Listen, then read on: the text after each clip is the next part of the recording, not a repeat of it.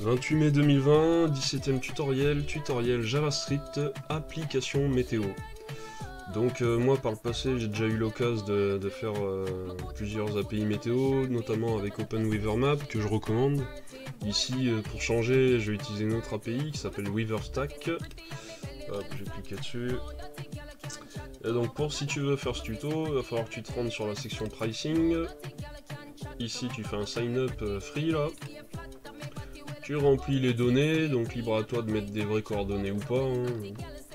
Tu valides, tu auras une access key à récupérer, donc une chaîne de caractères contenant des chiffres et des lettres, que tu auras besoin après pour faire les appels, les calls API. Et du coup, tu arrives là, donc là on est là, et on aura ce résultat final. Donc tu n'auras pas le même look parce qu'ici on va absolument pas faire de CSS. Donc là par exemple je suis en métrique, unité de mesure, donc là j'ai mis exactement les mêmes labels que dans l'API.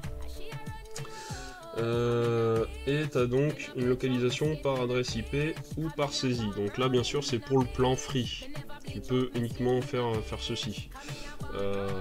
C'est pour ça que je recommanderais plus OpenWeatherMap, qui a plus de possibilités. Et donc là, je vais faire par adresse IP, je fais afficher la météo, boum, je suis sous VPN, donc là il me localise à Saint-Denis. Apparemment, l'apparence du ciel, il fait beau, parce que ça c'est l'icône qui est fournie par l'API, c'est pas moi qui ai incorporé ça, c'est dans la response. Apparemment, il fait 18 degrés, 60% d'humidité, 19 km/h et un index UV de 7. Et donc ça, c'était à 8h58 ce matin, parce que ça a à peu près mise à jour toutes les 2 heures. Et après, tu peux faire par saisie. Et donc par saisie, ici, je vais taper Angoulême cette fois-ci. Et donc on voit Angoulême, par contre, il faisait bien plus chaud qu'à Paris, 22 degrés. Index UV, on a un indice en plus, on a moins d'humidité et on a moins de vent. Donc là, pareil, si je mets Angoulême comme ça, hop, il n'y aura pas de souci parce que on va nettoyer la saisie utilisateur, on va virer tous les diacritiques, donc que ce soit enfin bref, tout ce qui se rajoute par-dessus des lettres de A à Z. Donc voilà, on va attaquer. Tac, je vais fermer la démo. Hop, je viens là. Donc là, tu peux voir, la structure HTML est déjà faite, le CSS également. Par contre, si j'appuie sur afficher la météo, il ne se passe rien. Ici, l'input n'est pas focus automatiquement. Et on va faire en sorte avec JS que ça soit focus automatiquement. Je te montre maintenant. Donc la structure, donc là, le CSS, tu t'incorpores ça, tu te fais ton CSS à ta sauce. Par contre, tu vas avoir besoin d'un script. Donc ici, je l'ai appelé app.js, donc avec un attribut d'fr. Dans le head, le header, on s'en fout là, enfin, c'est mon charabia. Et donc là, tu vas avoir besoin d'un form. Donc là, tu te mets sur pause, tu te copies tout ça, tranquille. Je t'explique. Donc on a deux field sets. On a un field set qui sert en fait aux unités de mesure et un second qui sert à la localisation. Dans le premier field set, j'ai intégré les inputs dans le label. Donc comme je sais plus, vidéo 2 ou 3, tuto 2 ou 3, je t'ai expliqué les labels, comment ça fonctionne. Donc soit tu le lis via un attribut fort qui aura la même valeur que l'ID, soit tu mets directement l'input dedans. Là, ce que j'ai fait, j'ai mis directement l'input dedans en fait pour pas m'emmerder avec le CSS. C'était plus simple ainsi. Donc tu as 3 inputs radio qui ont le même name, hein. Pour rappel, faut qu'ils aient le même name. Et qui ont pour valeur donc M, S et F, c'est les valeurs qu'on va fournir donc à l'API. La M est checkée par défaut parce que c'est ce qu'on va envoyer par défaut à l'API. Localization ensuite, donc tu as cette fois-ci j'ai mis les labels, enfin les inputs en dehors des labels, je les ai mis avant. Enfin je les ai mis avant, donc je les mette avant ou après, c'est pas grave ici. Je vais pas styliser les boutons radio. Mais par contre en fait je les ai mis là parce qu'en fait quand je vais checker, je vais cocher ce bouton radio là qui a l'ID with input, et bien je vais faire apparaître via CSS cet input là qui est caché de base. on le cache de base. Donc voilà, tu te mets en pause, tu te copies ça, et on va aller voir, donc le CSS, on s'en fout. Ici, tu vois, je fais du verbeux, hein, je fais des trucs à rallonge, mais au moins c'est plus clair. C'est plus clair parce qu'on sait direct en fait où on va, quoi. Je suis dans le form, je suis dans le premier fill set. Toi, après, si tu veux optimiser le truc, que ce soit le plus léger possible, tu te mets directement des ID. Hein. Et moi, c'est voilà, c'est histoire d'être plus pédagogue. Comme ça, tu sais où tu vas, quoi. Donc ici, j'utilise de la tribu note, enfin du note, du last of type, du first of type, de la pseudo class checked, enfin ouais, pseudo class checked, enfin voilà. Et donc l'idée c'est quoi? C'est que de base, l'input, la localization input, là, quel ID, cet ID là, de base on lui met un display none, c'est-à-dire qu'il n'est pas visible. Et par contre, lorsque dans le deuxième field set, donc le dernier, donc le deuxième, l'input radio qui a l'ID with input est coché, donc checked, à ce moment-là on va cibler cet input là, localization input, et on va lui afficher, donc on va l'afficher tout simplement en lui donnant un display block. Voilà l'idée. Là j'ai un overflow auto sur la section parce que ça me permet de rendre la table responsive. Et puis voilà, donc le CSS, au revoir, hop, on le reverra plus. Et maintenant on va attaquer le JS. Donc on va commencer déjà par choper notre bouton, notre input autant pour moi, de localisation, donc saisie utilisateur. Donc document.body.querySelector, on vient récupérer donc. Pareil encore une fois là. J'écris en toutes lettres, je fais du truc verbeux. Si tu veux optimiser, tu mets juste l'ID avec un dièse là, hashtag, ce que tu veux. Mais là, moi, c'est histoire d'être bien clair dans mes tutos. Tu sais que ça correspond à un input qui est l'identifiant localisation input. Je préfère ça, c'est plus pédagogique. Ensuite, localization input, je vais lui coller une écoute sur l'événement de type keydown. Keydown, c'est quand tu presses du coup la touche vers le bas. Quand tu la presses, quoi. Parce qu'avant il y avait un event keypress qui est déprécié. Et maintenant tu joues avec keydown ou keyup. Donc ici on va faire keydown. Quand j'appuie sur la touche, eh bien on va prévenir donc du coup l'événement tel qu'il se serait passé. Donc qu'est-ce qui serait passé si tu avais appuyé sur Enter, le formulaire aurait été soumis. Et là, on ne veut pas de ça. Donc du coup, on se fait un event key. Si tu as suivi un précédent tuto, un précédent de mes tutos, tu sais pourquoi. Mais pour ceux qui débarqueraient, qui auraient vu de la lumière, eh bien... event key, donc on utilise ça parce que au moins que tu appuies sur la touche entrée du gros pavé ou la touche entrée du numpad, eh bien c'est la même, ça cible la même chose. Ne pas utiliser, je crois c'est key code, genre avec le numéro 13 par exemple, c'est déprécié. Donc on utilise event key. Ou code, mais après code t'es obligé de mettre enter ou numpad enter je crois. Donc du coup event key, ok. Donc maintenant, ce qu'on va se faire, je viens là, et je vais cibler donc mon input radio, document body, query selector, tac. Donc c'est mon input radio qui a l'ID with input, tac. Et du coup, on lui rajoute un event listener, cette fois-ci sur l'événement change. Donc change, s'il change d'état, donc soit il est on, donc coché, soit il est pas coché quoi. Je sais pas si c'est off, ce que ça nous affiche, sinon j'ai jamais fait gaffe. Et donc j'appelle en callback une fonction clear input and focus it. Pourquoi? Parce que en fait quand ma démo je l'ai enlevé. Bah tu vois, quand j'ai fait le truc là. Je l'ai pas fait là dans la démo. Par exemple, si je fais ça, je viens là, je fais ça. Non, mais non, maintenant j'ai mis le prevent. Mais sinon, voilà, ça te passait les trucs en get ici. Donc je voulais hop, faire ça. C'était la démo. Tac. Et qu'est-ce que je veux te montrer en fait, je sais même plus. Ah ouais, donc là par saisie, je viens là, j'écris des trucs, je fais par adresse IP et je reviens par saisie. Et qu'est-ce qui se passe? J'ai le focus et j'ai plus la valeur. Donc c'est l'idée. On veut pas garder ce qui a été mis dedans. Si tu fais ça et que tu reviens, on veut que ça soit clean. Ok, donc pour ce faire, du coup, on va déclarer cette fonction. Hop. Et qu'est-ce qu'on va faire? C'est localization input. On va lui donner comme valeur une string vide. Et on va lui remettre automatiquement le focus dessus. Donc là on est bon. Hop. Ensuite qu'est-ce qu'on va faire? On va cibler notre bouton submit. Non, c'est même pas un bouton submit, c'est un bouton type button. Donc on va cibler le bouton.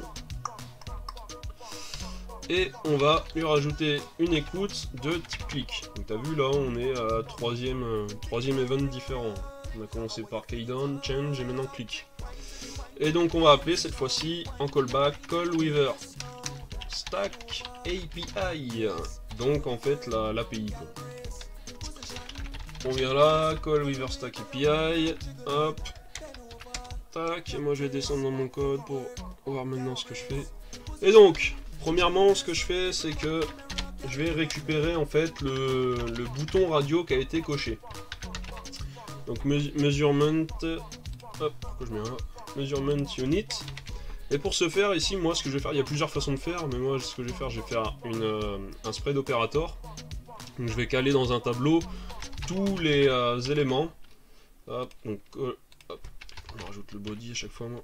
Donc, query selector all, tous les éléments qui ont comme name, donc c'est mes inputs, qui ont pour name, hop, measurement units. Et attends, je sais même pas s'il y a un A ou pas à mesure. Parce que je crois. Bon, je vais laisser le A. Je sais pas si je fais une erreur d'anglais là-dedans. Je vais laisser le A. Hop. Donc measurement units. Donc du coup, attends, là j'oublie une fermeture de tableau, le crochet. Et donc voilà. Donc maintenant j'ai un tableau avec ces éléments du DOM là, ces nœuds. Et je vais pouvoir faire un find. Et du coup, là, je vais appeler ça radio, ce que je récupère, puisque c'est des boutons radio. Et qu'est-ce que je veux retourner? C'est le bouton radio qui est checké. Et donc la fonction find, ce qu'a fait, et sa valeur, la fonction find, c'est qu'elle récupère le premier élément qui correspond en fait à ce qu'on lui passe comme condition, quoi. Là on veut que l'élément soit checked, mais il va récupérer le premier. C'est-à-dire, bon là en même temps c'est des éléments de type radio, donc dans tous les cas t'en aurais qu'un qui serait checked. Mais ça serait des éléments type checkbox, mais il te récupérerait que le premier, attention à ça quoi. Et donc là on peut se faire un log si tu veux. Hop, unit. On va venir là, on vient là, on s'ouvre ça. Donc par exemple on va choisir scientifique, je vais afficher la météo, et qu'est-ce qu'on voit ici? S. Donc S qui correspond, pour rappel, à la value qui est là, donc pour l'input radio scientifique, ok? Tac. Et donc ensuite, hop. Donc on va faire pareil avec la localisation. Donc ici j'ai deux types de localisation. J'ai soit par adresse IP, donc le fetch automatique. Hop, c'est pas ça que je veux. Soit par ces utilisateurs. Donc je vais appeler cette variable localization type. Et donc pareil, je viens choper tous mes éléments avec un spread operator là, pour le foutre dans un tableau. Et donc c'est input cette fois-ci qui a le name localization. Donc ils sont deux boutons radio. Et du coup pareil, je peux appliquer du coup ma méthode find. Je fais exactement la même chose, il n'y a rien de nouveau. Radio checked et point value. Donc limite ici, bon pour deux lignes après, pas spécialement besoin de faire une fonction quoi. Tac tac tac. Et donc ce qu'on peut se faire du coup, on peut se faire pareil si tu veux. Localization type, espace. Et donc, pareil, hein, je viens là, je vais faire par saisie, ici je vais prendre Fahrenheit, je vais afficher la météo. Qu'est-ce qu'on voit? On voit F pour Fahrenheit, et ici, comme valeur, on voit User Input. Donc du coup, on va pouvoir se baser là-dessus, sur User Input. Si je fais ça, on voit Fetch IP. Moi, ce que je veux ici, c'est... Donc déjà, je vais initialiser Localization. Donc, la localisation, je vais lui mettre une string vide. Et du coup, ici, je vais faire if localization type, hop, je vais me le remettre comme ça, est égal à user input.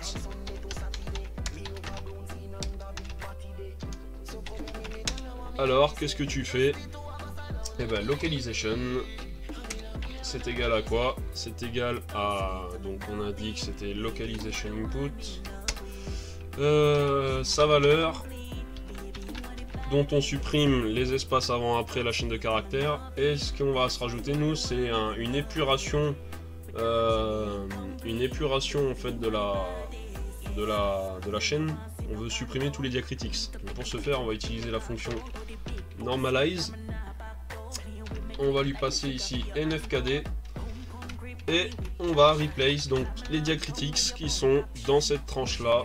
Donc c'est U 0300 A U 036F. Hop, on lui passe le flag global et donc on remplace par que dalle, nothing. Tac. Donc là, je te recommande d'aller voir Mozilla pour comprendre ce que fait donc normalize. Et après, bah là, tu remplaces du coup les diacritics. Mais en gros là, c'est que normalize nfkd va me permettre de séparer en fait les diacritics de mes lettres. Donc du coup, tous les accents et tout, bah, ça va me faire, par exemple, si tu avais un A avec l'accent grave dessus, ça va me faire A plus bah, l'accent grave dessus, quoi. Et du coup, on va supprimer l'accent grave, tu vois le truc. Et donc, on est où? Donc ici, on va faire un log de localization. Et tu vas comprendre tout de suite. Tac, on vient là, par saisie. Je vais me mettre Angoulême, hein, l'exemple de tout à l'heure. Je laisse en métrique, je fais ça. On voit M, donc ici, ce bouton radio. On voit user input, que c'est ce bouton radio qui a été coché. Et là, ah, Angoulême sans l'accent circonflexe. Si je lui mets un et, eh bien pareil, tu vois. Donc maintenant, on va se mettre en commentaire clog et on va continuer. Hop, voilà. Et donc, maintenant, on va se faire une variable API free base URL. Donc la base URL, en fait, c'est hop, http api.weaver.com. Donc ça, c'est la base URL.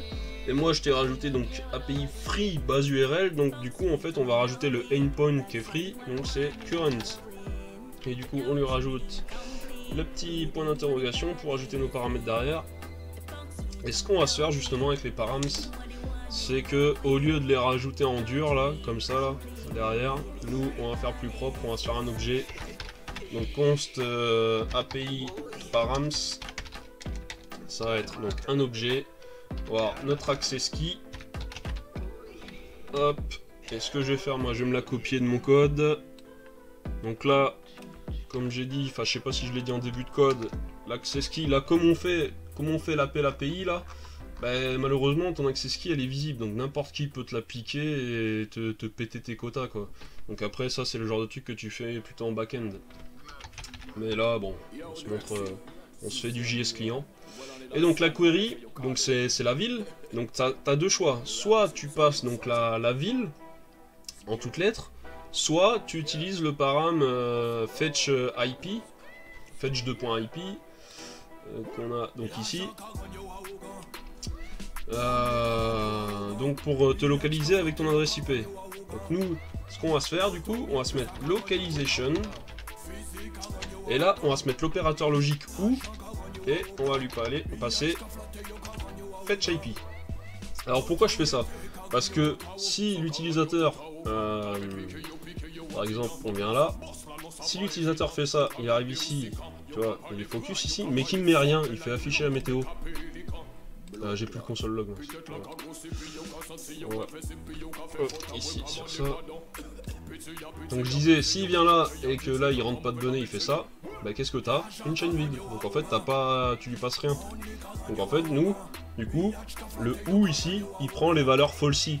Donc si ça c'est une valeur falsy, donc 0, ce 0 fait partie des valeurs falsy, string vide et compagnie là. Par contre, il prend pas null et undefined, ça faut utiliser le null coalescing operator là. Je sais pas si je le dis correctement, mais bref, qui prendra, donc ça sera plutôt, si la valeur c'était null, ça serait plutôt null undefined, ça serait ça qu'on mettrait. Mais là c'est pas le cas, parce que on sait que dans tous les cas, localization, il a une valeur, une string vide, donc une valeur falsy. Donc si c'est une valeur falsy, eh bien, on utilise fetch IP, donc du coup ça utilisera l'adresse IP si l'utilisateur fait ça là. Sinon s'il rentre des trucs, ben, ça prendra la valeur quoi. Ok. Et donc, hop, je reviens là, chaque fois je te fais un petit cours. Et donc les units, ben, ça va être tout simplement la valeur qui est comprise dans measurement units. Et du coup, bah là théoriquement on aura dans tous les cas un radio coché, donc on n'a pas à s'emmerder à rajouter un truc, sinon bah tu peux te faire ça. Hein. Dans tous les cas qu'il y ait quelque chose quoi. Mais là on part du principe que, de toute façon encore une fois, c'est pas un truc que t'envoies vers ton bac à toi. Donc t'as pas besoin de faire un truc poussé à vérifier que ça soit bien compris entre, que ça soit bien M ou F ou S comme valeur, que là ici ça soit bien ça ou ça, qu'il n'y ait pas de nombre. Enfin voilà, on part du principe que c'est pas nous qui gérons les données là, c'est une API tierce. Donc on fait une vérification vraiment minimale.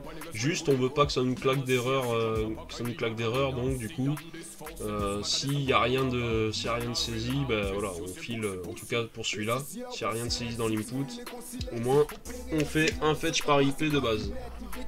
Là, celui-là, il n'est pas nécessaire si le mec il s'amuse pas à aller trifouiller les valeurs des inputs radio. Il faut bien garder à l'esprit, tout ce qui est dans le JS client, tout ce qui est HTML, CSS, JS client, tu peux tout modifier. Et donc, eh bien, qu'est-ce qu'on va se faire à ce moment-là? On va se faire une constante URL query params, et on va faire appel à donc une classe JS qui est URL search params, et donc on va lui faire les params, API params, hop, et on va lui dire mets-moi ça sous forme de string s'il te plaît. Donc c'est une méthode de cette classe toString. Et si tu viens ici, c'est magique, URL query params, on se fait un console log ici, je m'en fous de la localisation, je la mets plus. Et donc on vient là, par exemple si je fais par adresse IP ici, je fais afficher la météo, qu'est-ce que tu obtiens? Tu obtiens l'access key, qui est là, hop, tu vois le et pour ajouter un autre param, donc query égale, mais du coup là tu as fetch API, et les unités, donc units m. Si je fais ça, Angoulême avec un accent circonflexe justement, et là qu'est-ce qu'on voit? Pareil, Angoulême sans l'accent circonflexe, et puis voilà, et on voit donc units Fahrenheit. Donc nickel chrome, au lieu de le mettre directement dans l'adresse ici, c'est plus propre je trouve. Ça rajoute du traitement, mais c'est plus propre. Moi, tu peux aisément changer les trucs dedans là. En PHP, tu as HTTP build query, je crois, qui te permet de faire la même chose. Donc, tac, on vient là, et donc je descends dans mon code. Donc maintenant, la requête API, ça va être const API request. On va faire une concaténation ici, donc API freebase URL plus URL query params. Donc maintenant, pareil, je te fais du pas à pas, histoire que tu comprennes. tac, je viens là, je me console log ça, et maintenant je fais afficher la météo, et t'obtiens donc, hop, t'obtiens ta truc de base, donc qui est jusqu'ici, et qu'on a concaténé avec les query params. Donc là, on a tout ce qu'il faut pour notre API, enfin l'API, ce que demande l'API comme paramètre. Pour rappel, tu viens là, hop, et donc tu as quelque chose de ce type, tout simplement. Hop, tac. Et donc, maintenant ce qu'on va se faire, on va se faire un call fetch. Donc fetch API request, tac. On descend là, on se met un den, response, on récupère un JSON, tac. Ensuite, on récupère de la data, et ici, on va créer donc une fonction display weaver informations auquel on passe l'objet data. Et si ça s'est mal passé, déjà si je viens là, ce sera plus propre. Et si ça s'est mal passé, on prend l'erreur et on la log, enfin on l'affiche, erreur. Hop, on peut se mettre une.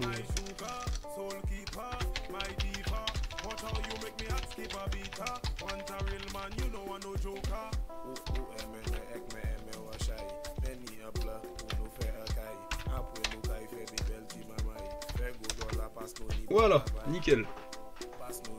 Donc maintenant, on en a fini avec cette longue fonction là, callWeaver stack API. On va se fermer ça, on se ferme ça, on se ferme ça. Je regarde juste comment on l'appelait. Display Weaver Informations. Ok.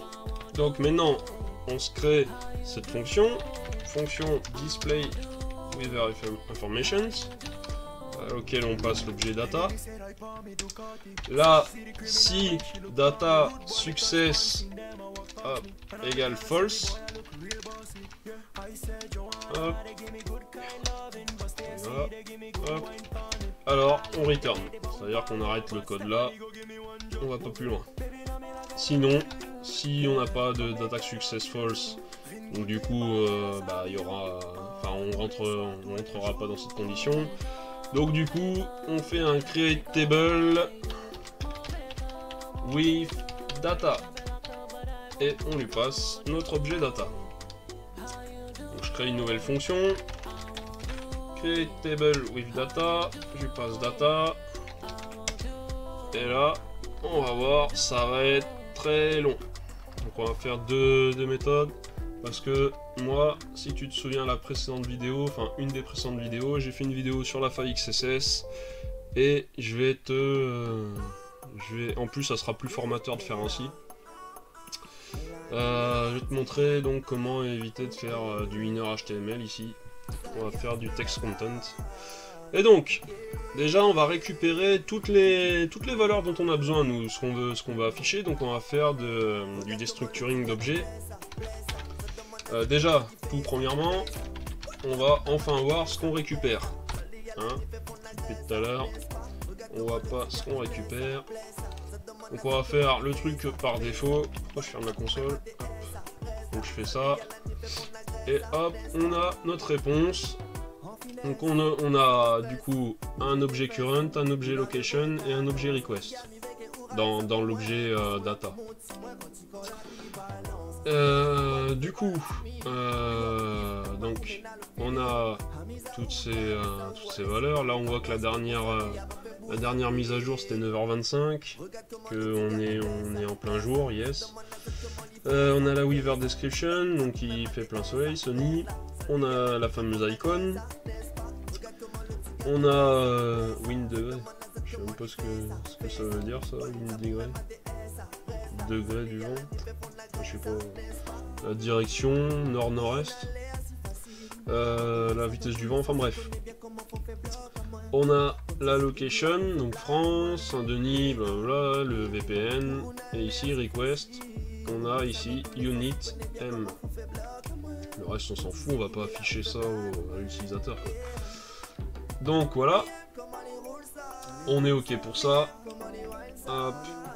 Je reviens là. Je reviens là. Et donc, on veut récupérer donc toutes les valeurs qui nous intéressent. Donc ici, moi, je vais récupérer humidity. Je vais récupérer observation time. Je vais récupérer température. Je vais récupérer l'index UV.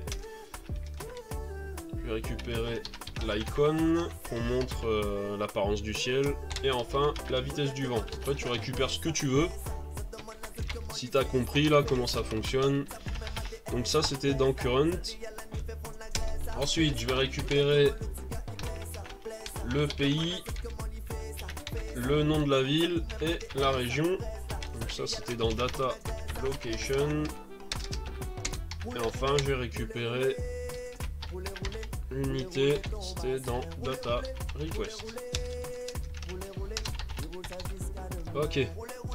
Maintenant, j'ai des unités variables. C'est-à-dire, enfin, j'ai des... Suivant l'unité que je choisis, j'ai des... Moi, il va falloir que je montre une unité différente. Donc, du coup, je vais faire un objet ici, const variable units. Et du coup, j'ai deux propriétés, donc j'ai température. Et si unit ici, que je récupère là, est égal à Fahrenheit, donc c'est F, alors je vais afficher degré F, ok? Sinon, si unité est égale à scientifique, alors je vais afficher Kelvin, K, pas Kevin, hein. Et sinon, si c'est pas ça, ben donc ça sera les Celsius. Ensuite, j'ai wind speed. Donc si l'unité c'est Fahrenheit, il n'y avait que quand c'était Fahrenheit que ça changeait, donc ça sera miles par heure. Sinon, c'est des km/h. C'est plus simple. Hop, on est bon là. C'est pas obligatoire, les points virgules déjà en JS c'est pas obligatoire, et encore moins après des accolades, mais je me les mets, hop, enfin ça dépend, hein. C'est après les consts que je les mets, après les if je les mets pas. Et donc if, ce que je vais faire là, je vais déjà en fait te faire, non je vais pas le faire maintenant, je le ferai après, on verra. Donc maintenant je vais créer donc mes différents éléments. Donc je vais faire un const section element, donc ça va être mon conteneur. Je vais appeler une fonction que je vais appeler donc create section element, create element, auquel je lui passe la string section. Et je vais donc la créer maintenant. Je vais descendre dans mon code. Hop. Donc function create element. Elle va prendre un nom de tag. On va l'appeler tag name. Elle va prendre une quantité qu'on va initialiser à 1. Et elle va prendre un text content array. Donc c'est-à-dire des chaînes de caractères dans un tableau. Ok. On vient là. Et ce qu'on va se faire, on va se faire un JSDoc ici. Je crois que c'est la première fois que je le montre du coup. Et donc, tag name, ça va être une string. Quantity, c'est, je sais plus si on met int ou integer. Je vais mettre integer. Faudra que je regarde sur le net pour voir, je me rappelle plus. Et là, ça va être un tableau. Donc là, on va se mettre un array qui contient...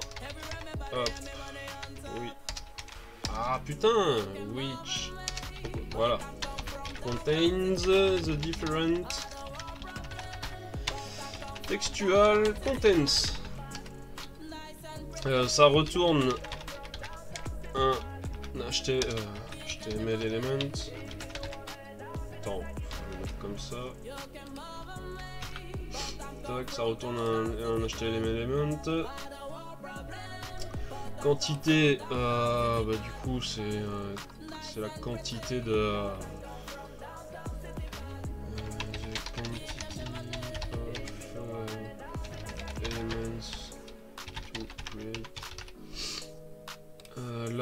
ça va être le nom the tag name element.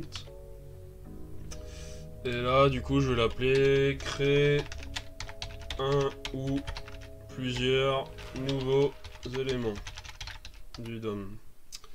Voilà, donc bref, bon, c'est histoire de... En fait, quand tu viens dessus, au moins, tu vois, ça te fait de la doc. Donc tu sais que cette fonction, en gros, a te créer un ou plusieurs éléments, qu'elle prend en paramètre un tag name, donc c'est quel est le nom de la balise, la quantité d'éléments à créer, et un tableau qui contient les différents contenus textuels. Donc bon, allez, hop, donc je vais faire un tableau d'éléments. Hop, ici, je me mets un tableau vide. Je vais faire une petite boucle qui va me servir ici, donc une petite boucle for que bon, j'ai pas l'habitude d'utiliser parce que j'utilise plus for each ou for off ou for in. Mais là, pour des choses comme ça, par exemple, c'est bien pratique d'avoir une petite boucle à l'ancienne, for. Quantity, donc i est inférieur à quantité, ok, et on incrémente i++, ok. Et donc, ici, je vais faire donc, const element égale document.create element, tac tac tac tac. Donc ici ça prend le name, tag name, tac. Ensuite, si le tableau text content array, s'il existe déjà, s'il y en a un qui est donné, et que text content array, sa longueur length est supérieure à 0, c'est-à-dire qu'il contient un élément. Bon attends, au pire. Ça m'évitera de faire ça.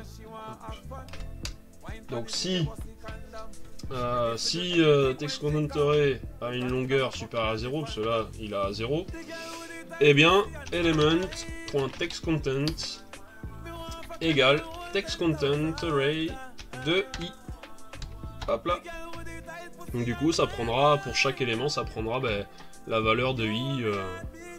Donc si j'ai, je sais pas moi, i égale 3, donc ça va me faire ça. Enfin bref, on verra tout à l'heure, je vais pas m'embrouiller. Elements, donc le tableau Elements, on va lui balancer dedans l'élément nouvellement créé, ici. Et donc là, le return, eh bien ça dépend. Moi je veux pas avoir de tableau si j'ai qu'un élément dedans. Donc du coup je vais faire elements.length, donc notre tableau là d'éléments. Si il est supérieur à 1, alors je renvoie le tableau. Ah, mais merde, elements. Sinon, s'il est pas supérieur à 1, eh bien, je renvoie la première valeur. Hop là, tout simplement. Donc du coup, j'ai soit un élément directement, soit un tableau d'éléments. Et donc, maintenant qu'on a fait ça, hop, je remonte maintenant dans mon code. Donc j'ai créé ma section. Maintenant, ce qu'il va falloir que je fasse, je vais créer le titre que j'affiche au-dessus de ma table là. Donc c'est title element. Donc on va appeler notre fonction create element pour pas se répéter, un minimum. Donc ça va être un tag h2. On va avoir une quantité, donc 1. Et ici je vais lui passer donc un tableau de string, sauf qu'il y aura qu'une valeur. Enfin il y aura qu'un élément, donc il y aura qu'un élément, donc il n'y aura pas de souci. Donc hop, donc ici j'ouvre les backticks. Tac, name. Ensuite, je me mets hop, la région. Ensuite, je me suis mis le pays. Parce que là, j'ai qu'une string, j'ai qu'un élément. Là, tu vois une virgule, mais c'est dans ma string, quoi. C'est pas une virgule pour séparer les éléments. Hop, MAJ à Donc là, bon, bah, vu qu'on récupère de l'anglais, après, si tu veux te créer une fonction qui te permet, c'est assez simple à faire, hein. Tu te crées une fonction qui te permet de convertir du coup une string, donc c'est pas un objet datetime, attention, mais une string anglaise qu'est-ce que je fais d'ailleurs, en heure française, c'est très facile, hein. Là, j'ai pas fait, je m'en contrefous un peu. Et donc, section element, je vais lui dire que tu me prends comme enfant cet élément title element, ok. Et donc maintenant, je vais me focaliser sur la table. Donc je vais faire un table element égale create element table, ok. Donc là, mon élément il est créé, table. Maintenant, je vais me faire un TED element égale create element TED, ok. Ensuite, un TED row element, create element tr, tac. Et enfin, dans ce tr, je vais avoir besoin de cellules. Donc c'est tel cells, cell elements. Et donc là, je fais create element, donc DTH, j'en veux 5. Et là, par contre, je vais avoir un tableau de différentes strings, donc apparence du ciel, température, index UV, humidité et vitesse du vent. Tac. Ah, bien là. Donc là, maintenant, ils sont créés. Si je te console log ici, TED cells element, qu'est-ce que on va avoir? Hop, je viens là, afficher la météo. Donc j'ai quoi? J'ai 5 éléments là, TED. Donc le premier, on peut voir apparence du ciel en text content. Et le dernier, on l'a vu là, vitesse du vent. Donc le dernier élément de mon tableau. Apparence du ciel, vitesse du vent, nickel chrome. Donc là, je vais le mettre en console log. Hop. Maintenant, ce qu'on va faire, TED cells element, on veut boucler dessus. For each. Donc chacune des cells, qu'est-ce qu'on veut faire? Eh bien, on va faire TED row element .appendChild la cell. Comme ça, ma row ici. Donc je fais console log TED row element cette fois-ci. Et qu'est-ce que tu vas obtenir? Magie et aux idées du génie. Bim! Tu obtiens donc ton TR avec les différents éléments, les différentes strings du tableau qui sont contenus dans des TH. Les cellules TH. Les lymphocytes TH. Non. Bref. Donc ensuite, TED element. Tu fais un appendChild de ta TED row. Hop, tac. Donc on va se faire du pas à pas comme d'hab. TED element cette fois-ci. In, tu viens là. Pas à pas dans la console. Tu viens là, tu te fais ça, bim, t'as ton TED, t'as ta TR, et tu as tes trucs là, nickel. Donc qu'est-ce qu'il nous reste si tu connais les tables? Il nous reste un T-body à faire. Donc on va s'attaquer à ça. Hop, on se fait un const T-body element égale create element de T-body. Ok. Ensuite, T-body row create element R. Et ensuite, T-body cell element. Et là, tu te fais un create element.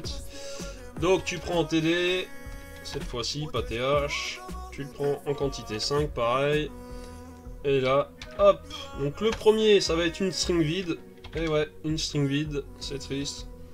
Ensuite, le deuxième, ça va être température. Et si tu te souviens, là-haut, on s'est créé un objet variable units. Donc on va l'utiliser. Variable units. Et on prend température. Hop là. Ensuite, l'autre string, ça va être UV index. Ensuite, on va être à humidity. Hop. Humidity, donc c'est en pourcent.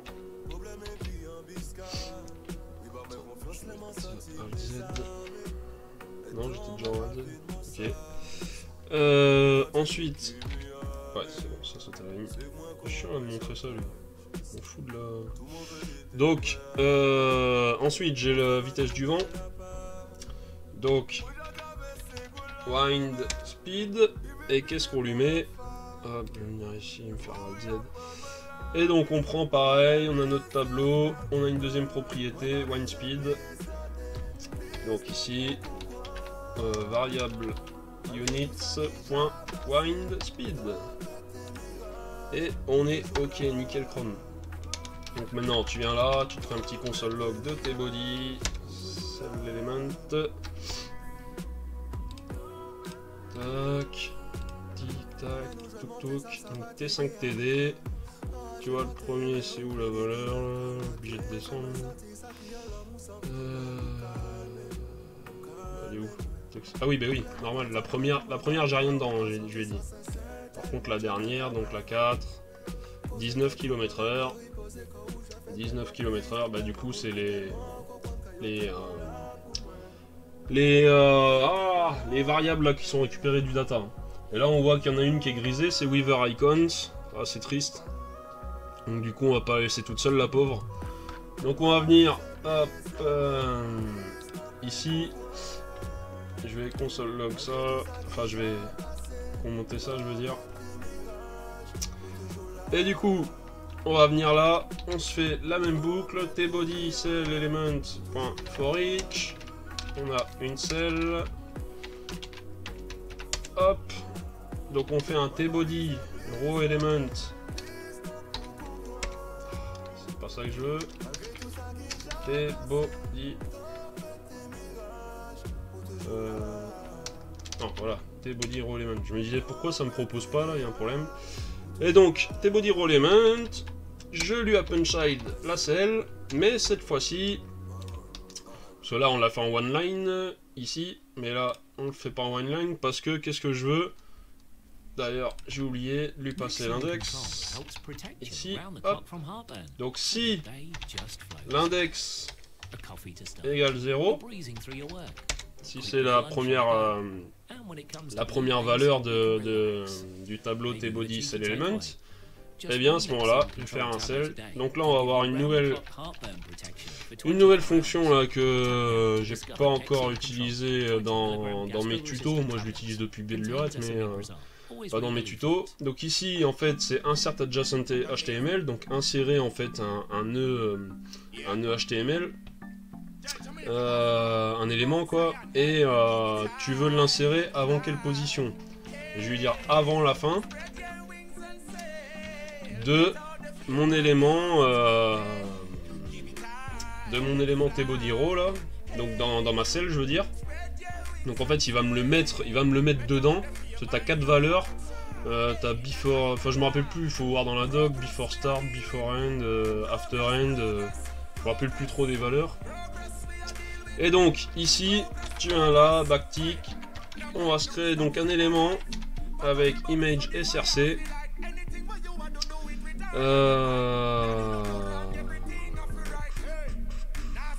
Et du coup, on va prendre donc Weaver Icons.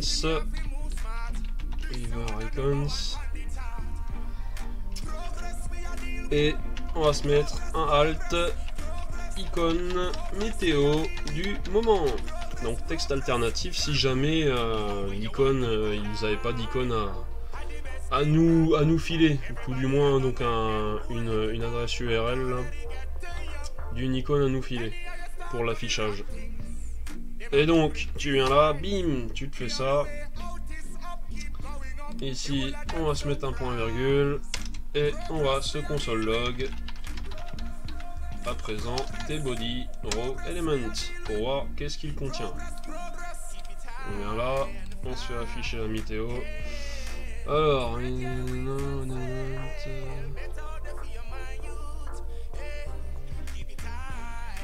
ah, j'ai oublié un E. Before end. Boom, magique. Donc maintenant, tu as ton t'as tes rows. La première, qu'est-ce que t'as? Eh bien, on a notre image. Donc à la base, j'avais mis une string vide, et là, on a mis l'image. Et donc, ensuite, là, 19 degrés, 7 degrés, 60%, 19 km/h, nickel chrome.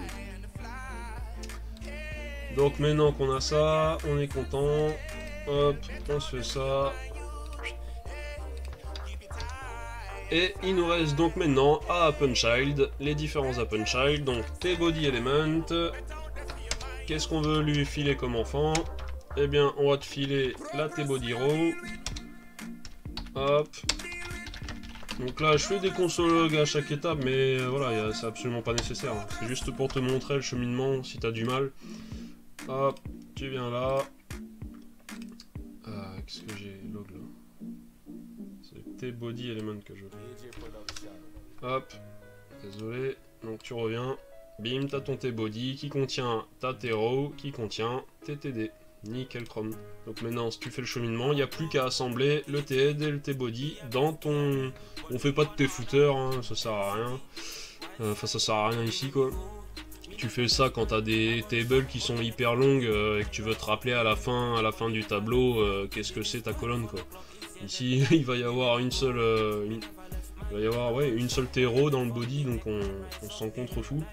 Mais si t'avais, je sais pas moi, au moins 100 rows, ben t'aurais pu te mettre un t-footer à la fin, histoire de savoir en gros à quoi correspondent tes valeurs à la fin de ta page, quoi. Donc, j'en étais où? Donc là, on est bon, on a notre tbody, maintenant il nous reste plus qu'à assembler donc notre table. Donc table element, on lui fait un AppendChild, déjà on commence par la tête, hein, logique. On n'a pas la tête à la place des pieds. Et enfin, table element, on lui met notre tbody element. Donc là, t'es ok. Maintenant, section element, on va lui filer notre élément table element, notre container, qui nous permet en fait, on le place là parce que ça nous permet après de rendre notre table responsive grâce à l'overflow X auto. Et donc il nous reste plus qu'à ce moment-là à dire documentBody.querySelector.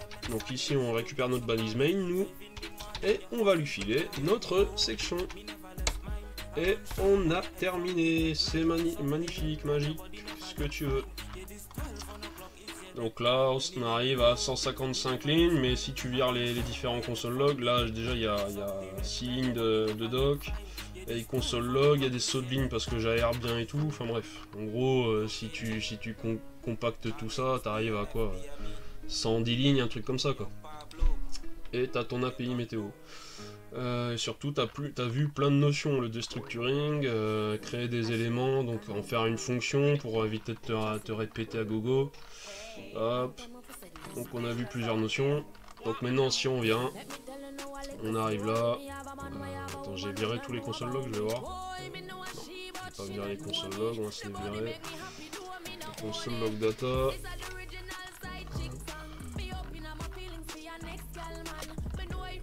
Est-ce que j'ai notre console log disponible?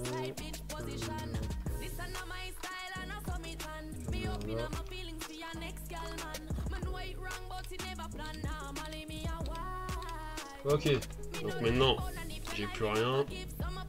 Je viens là par adresse IP, donc voilà, VPN, casse-toi. Donc à 9h46 ce matin, donc voilà, hein, je le répète, cette API là ne met pas à jour en instantané. Il est 11h54, donc ça, voilà, c'est à peu près toutes les 2 heures. Donc Saint-Denis, 19 degrés, si je le mets en truc scientifique, Donc, ah voilà ce que j'avais oublié. Donc j'ai dit que je le ferais pas tout à l'heure. Là, bah, du coup, à chaque fois on append child, donc on rajoute un enfant. Donc ce qui est bien, ça va me permettre, hop, je fais ça. Donc ça te permet d'avoir en plus ici, voilà pourquoi je l'ai laissé, parce que ça te permet d'avoir les trois valeurs différentes en fait. Tu vois que 19 degrés ça fait 292 Kelvin, ça fait 70 degrés Fahrenheit.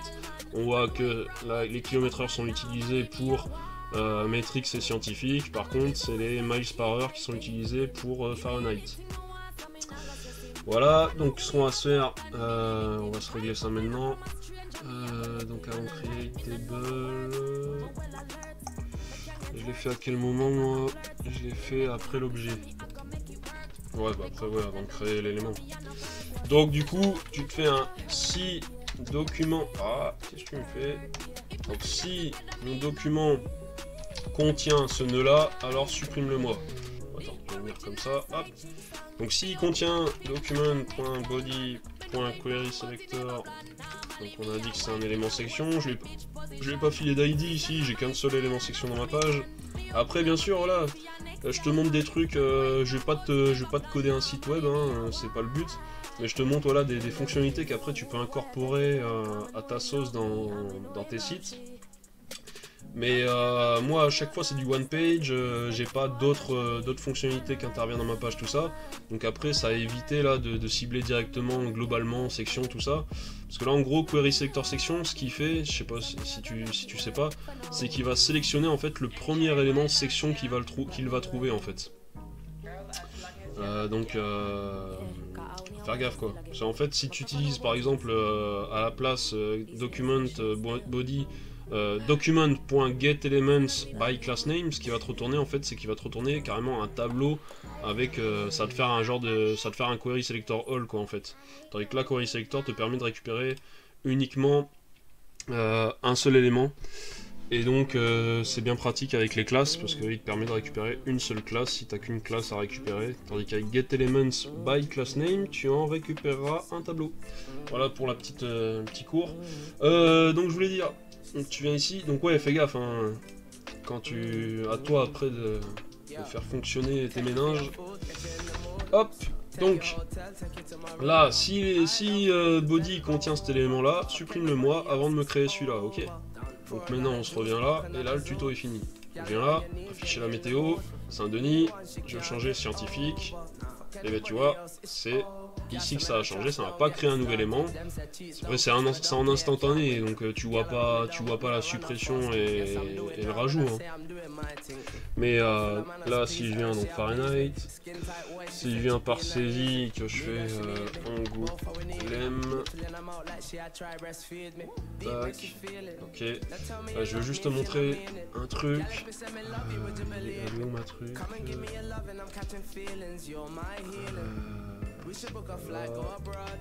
donc create table with data.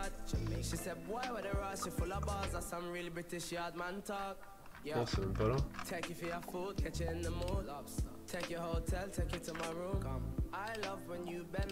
Si, mais si, c'est un create. Attends, je vais venir là, je verrai mieux.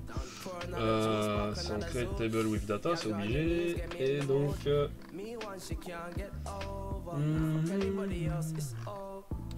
vais faire une recherche.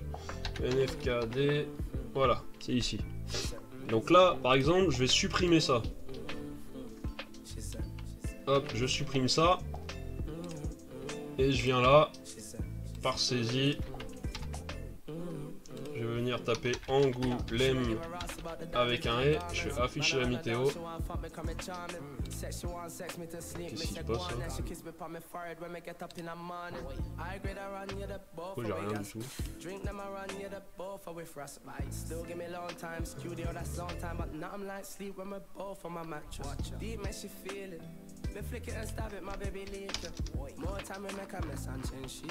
Pourquoi j'ai rien du tout carrément? Voilà, par saisie, Angoulême. Ouais. Donc là j'ai Angoulême. Donc, avec les diacritiques. Par contre là, c'est quoi le délire? Pourquoi il m'envoie pas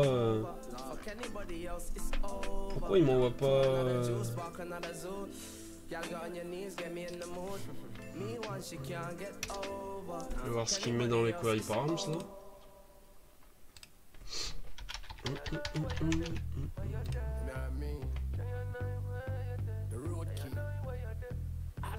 Je vais me le mettre avec un circonflexe.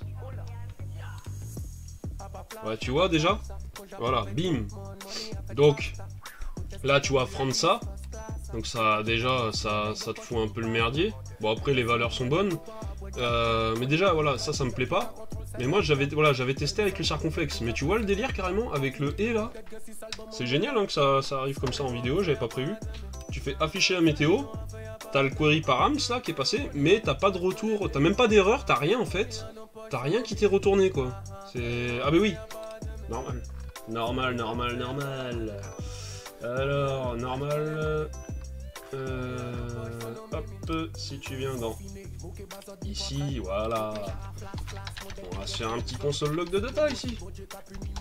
Hop, c'est nickel, tu vois. Un cas pareil.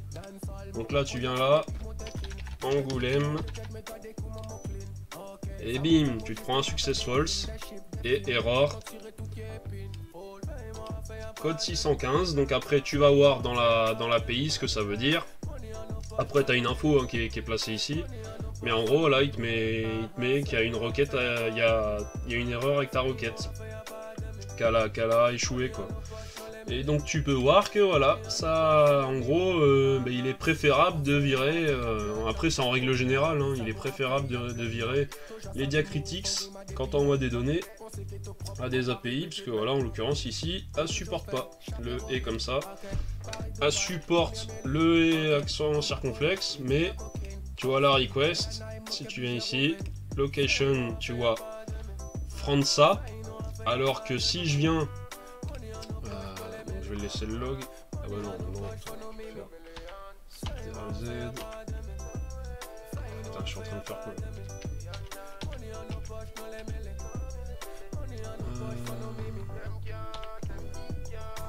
ah putain, je suis en train de faire des CTRLZ, c'est pas bon quoi. Il est où le NFKD là? No result. Donc attends, je peux continuer. Voilà. Donc là il est bon. Et donc du coup si tu viens ici, Angoulême, donc je te fais ça, Angoulême, et bien tu vois qu'il n'y a absolument aucun souci. Et pareil avec ça, du coup t'as bien France. Donc voilà, fin du tuto, j'ai aucune idée de combien de temps il a duré, il a été assez long, mais voilà, on a vu des notions sympas. Là donc voilà hein, pour rappel, weaverstack.com, tu viens pricing, tu viens créer ton compte, tu récupères ta clé.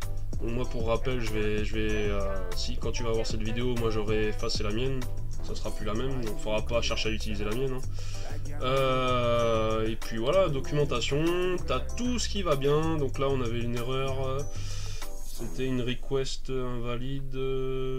Voilà, request failed, je crois que c'était la 615. Donc t'as toutes les erreurs qui sont là. T'as ce que tu récupères comme truc. Enfin voilà, je te l'ai déjà expliqué tout à l'heure. Donc bah à toi de jouer maintenant et j'espère que ça aura aidé. Donc s'il y a des remarques, des suggestions, ne pas hésiter. Allez, à plus.